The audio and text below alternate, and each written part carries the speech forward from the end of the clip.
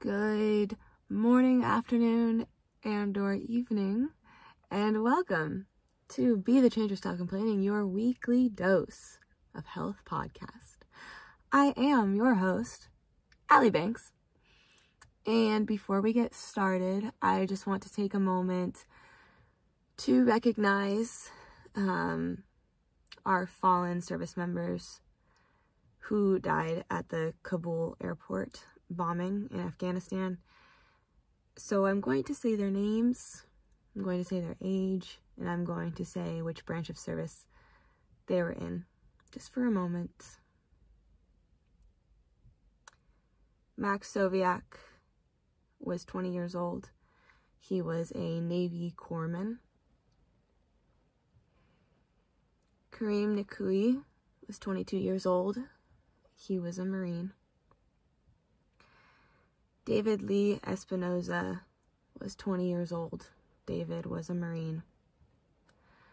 Riley McCollum, 20 years old. Riley was a Marine.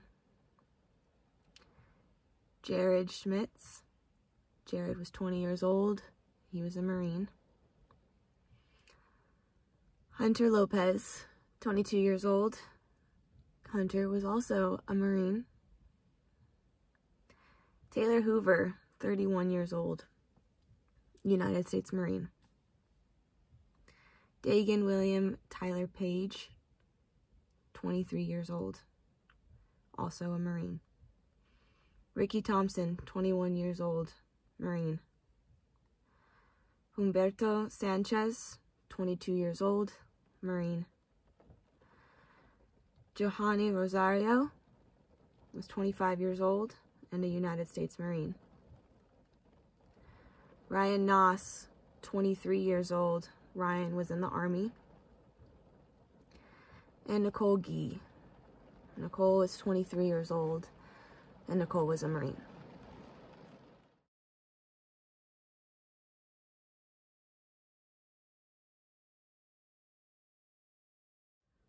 So today, on this wonderful episode of Be the Change or Stop Complaining, your weekly dose of health podcast, we're going to talk about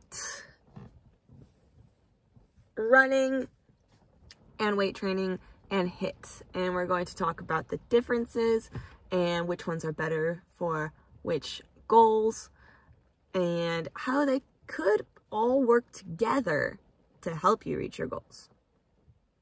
So, I'll start with running.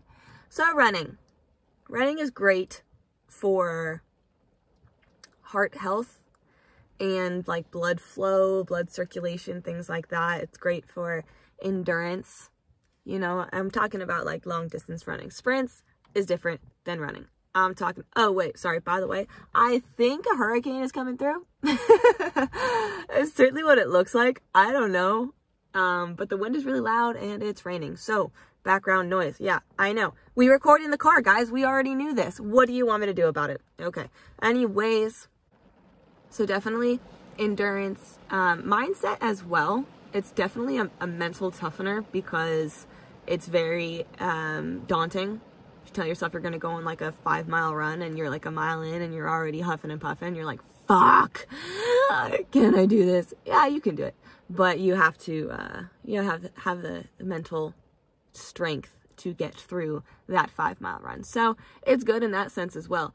You can do a slower run. So you have this thing called your fat burning zone.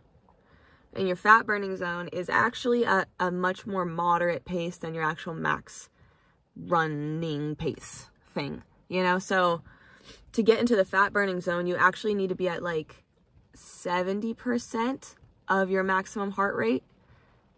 And there's a whole equation to figure out what heart rate that is. And if you're using a heart rate monitor, it's a great way to keep track. And you can find the fat burning zone equation on the internet. So you can go do that. I think it's like 220 minus your age times 70%. I feel like that's what it is. Don't quote me though. You're going to have to go look it up. but you can find your target heart rate for your fat burning zone, and that's what you would use running for like longer distance running. And if you are trying to get into that fat burning zone, that run is going to have to be anywhere between 30 minutes and an hour. So definitely longer duration, but lower intensity, if that makes sense. So you can do running like that, and it's great. And it's, like I said, it's great for heart health too, because you're getting that blood flowing and you're focused on your breathing while you're running as well. And there's a whole breathing pattern that you should be following, which if you go listen to the running episode, I explain the breathing pattern, so you can go listen to that if you want to. So that's why running would be beneficial for kind of like more wellness based health goals versus fitness based. You don't get a whole lot fitness based benefits from running. Like, I don't know if you've ever seen okay, I'm just gonna say it. I don't want to say it, but I'm gonna say it. My neighbor, he's like 70 something years old. Great guy, totally great guy, love this dude, and he runs marathons all the time, but he's got a beer belly, and he's certainly not overweight, let's just say that, but he can run like a motherfucker. So running isn't great for weight loss, contrary to popular opinion, unless you're doing it in combination with other things. But I mean, you can also just use running for the wellness-based health goals, you know, and there's nothing wrong with that. Incorporate it into your fitness routine, okay? So that's probably the easiest one to talk about. Running is good for health reasons. Not awesome for fitness reasons, but good for health reasons. Okay, and then we got weight training. So one key difference between weight training and running. When you run, you're burning calories while you run. This is a fact. However, as soon as you stop running, you stop burning those excess calories. Your body doesn't continue to burn off calories at the same rate that it was burning the calories while you were running. With weight training, the key difference here is that while you are weight training, you're burning excess calories. You're not burning as many excess calories as you are when you're running. But once you stop weight training, your body will continue to burn excess calories for up to 36 hours after the workout. So you're burning less calories while you are weight training than you are while you are running, but you're burning more calories after you stop weight training and for longer than you are after you stop running. Does that make sense? Because it was kind of hard to say that. I think you get it. Yeah, that made sense. It's fine. So that's a huge benefit of weight training. You continue to burn extra calories for 36 hours. How long is that? Is that 3 days? No. 12 times 3 is 36. It's like a day and a half. Right? Question mark. 36 hours. Okay? So that's a huge benefit of weight training. Also, benefits of weight training. We've talked about this in other episodes, but I'll say it again. It's great for preventative reasons as far as like health goals are concerned. It's preventative against osteoporosis, which is like a bone degenerative disease. Weight training helps make your bones stronger. Okay. Weight training is also like super beneficial for old people because old people are the ones that are at risk for bone degenerative problems. So if you know an old person, get them in the gym and have them pick heavy stuff up and put it back down over and over again because it's great. Obviously, muscle definition. The heavier you are lifting, the more muscle you're putting on. And when you're putting on muscle, what that process actually is you're tearing the muscles while you are weight training. You're tearing the muscles, breaking them, and then when they repair themselves, they're basically packing scar tissue on top of scar tissue on top of scar tissue, trying to rebuild those muscles. So big muscles are actually just like a whole lot of fucking scar tissue on top of it itself, which is interesting, isn't it? I think so. But yeah, that's how you get big, okay, with weight training. I think we all knew that though. Now, hold on a second. That doesn't mean if you're a girl and you start weight training that you're going to get bulky. That's so not what it means, because guess what? Biologically, you can't get bulky unless you are taking special pills to get bulky. And by special pills, I mean steroids. So women, ladies, honeys, do not worry about getting bulky. You're not going to get fucking bulky, especially if you are on a good nutrition program in combination with your workout program. Okay, let's just stomp that fucking myth, shall we? Yes, we shall. Okay. Weight training is also great for weight loss because when you weight train, you're only exerting yourself significantly for a very short amount of time, and that's during the lift. So let's like say that you're doing squats, right? Squats with a barbell. Barbell is the long, heavy bar that you would put on your back, right? And then you put weights on top of the barbell or on the barbell. That's so that kind of squat, weighted squats. If you're doing weighted squats and you're inhaling really deep and you're holding your breath as you're going down and then you're exploding that air as you're coming up, all of that movement, okay, and then also the movement associated with squatting, the bending, all of that movement, that's super high intensity. The higher the weight that you are moving, like the more weight you're moving, the higher the intensity of that lift is. So that high intensity for what, 5, 6, 7, 8, maybe 10 reps, depending on your ability level, depending on how intense you yourself are making it, because you have to be your change, don't you? Yes, you do. Depending on your intensity level in the lift, you're only getting a high intensity movement for 10 to 30 seconds, right? And then you rest. With weightlifting, you have to rest a lot in between your training intervals. So, or I guess as you could say, just between your sets. You have to take rest time between your sets, about 2 minutes, 2 to 5 minutes, depending on if you're trying to lift like your maximum weight or if you're just doing reps for the sake of reps. Okay? So having that rest interval in between, you're spiking your heart rate during the lift, and then your heart has to recover during that rest period. So that huge juxtaposition between high heart rate to recovery heart rate over and over and over again, you're spiking your heart rate, which in turn is adjusting your metabolism over and over and over again, which causes weight loss. Okay, 1 + 1 = 2. Otherwise known as your metabolic rate. When you're spiking your metabolism like that, that's your metabolic rate that you are adjusting and fluctuating over and over and over again, which leads to weight loss. So, weight training, great for weight loss. Now, then you got HIIT, okay? And HIIT is pretty much a combination of cardio and weight training in one workout. And I will explain why. So, but, okay, there's different kinds of HIIT though. And when I say HIIT, I'm talking about like the strength cardio version of HIIT. Strength cardio is exactly what I just said. It's a combination of weight training and cardio in one workout. So, for example, you could be doing like a circuit, okay? And within that circuit, you could be doing weighted squats with some dumbbells, and then the next activity that you would do is maybe like push-ups, and then the next activity you would do is weighted sit-ups, like hold a dumbbell and do sit-ups, and then maybe you only do three workouts in one little training circuit, okay?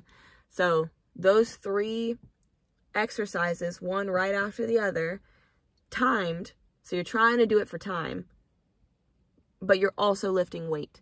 So that time component of that workout is going to cause your heart rate to get up, because you're trying to move fast, right? So your heart rate is going to go up.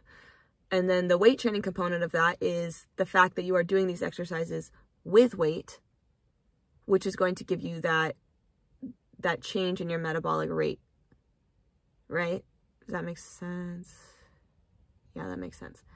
Okay, and then say you do that circuit once, then you have to have a rest period in between. Say maybe it's like 30 seconds, 45 seconds, a minute, depending on your experience level, how much time you need in between, right?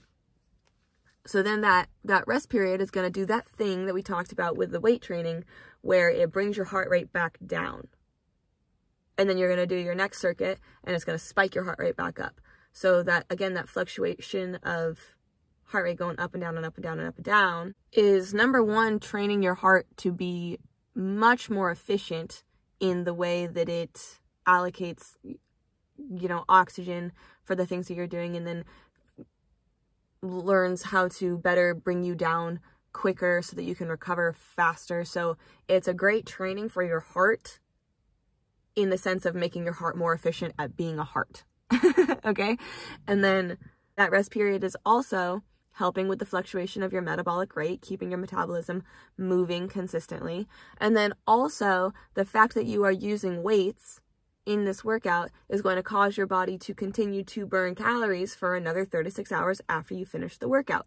So you're getting the benefits of cardio, you're getting the benefits of weight training, and you're getting all of this in one workout. And these workouts are not long workouts either. That's like kind of, that's a benefit of HIIT in and of itself. HIIT is like the only workout that you can spend 20 minutes doing a workout and get so many fucking benefits instead of having to do an hour-long lifting session or an hour-long run. Fucking 5 miles. Ugh, running for 5 miles. How horrible. I am not a big fan of running far. I like sprints. I don't like running far. But that's not the point. Anyways.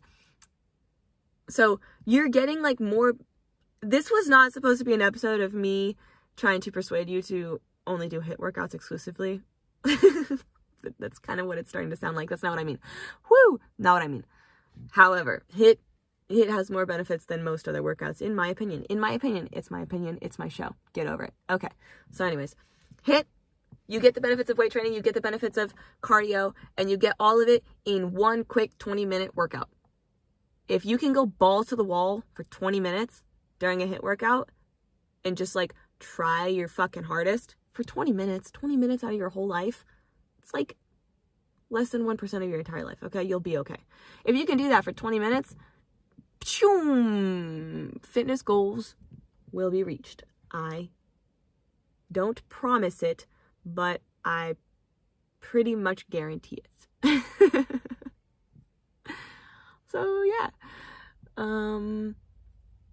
Anything else about those topics? They're all good for different reasons, obviously, I mean, like if you're trying to, ladies, trying to get a big butt, you got to do weight training. You have to. You have to do those slow lifts with heavy weight for an hour. You do have to do that. If you're training for a marathon, guess what, buddy? You better be running. They're good for different reasons, obviously. But you should incorporate all of them so that you can just be like a highly functioning fucking superhuman. Because then you're getting the benefits of all 3 of those different kinds of activity levels. And then you're fucking awesome. And then you're Superman. And then you're Superman. Pretty much. So this is not an episode to try to tell you exclusively you should only do this at all. It is an episode telling you that you should have a very diverse fitness routine. That's what I'm trying to say, I think. Or something like that. It's Tuesday. Oh, wait, guys, guess what?